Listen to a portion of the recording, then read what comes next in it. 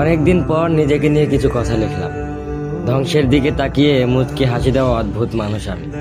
হয়তো আমি পাগল, হয়তো অনুভূতির ভিতরে কোনো এক গভীর অতল দুঃখ বাসা বেঁধেছে।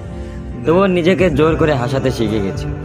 যেদিন ভেতরটা একবারে ভেঙে গিয়েছিল, সেদিনও বাইরে থেকে এক চিলতে হাসি মুখে নিয়ে সবার সামনে দাঁড়িয়েছিলাম।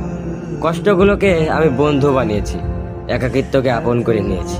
মানুষ ভাবে আমি হয়তো সুখী, শক্ত, নির্লিপ্ত, কিন্তু তারা জানে না প্রতি রাত আমার এক একটা লড়াই।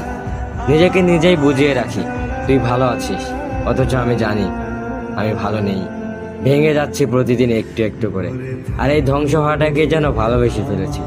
আমি সেই মানুষ যে হার মানার আগে হাসে, কারণ জানি কান্না দেখিয়ে লাভ নেই। পৃথিবী শুধু শক্তদের মনে রাখে, দুর্বলদের নয়।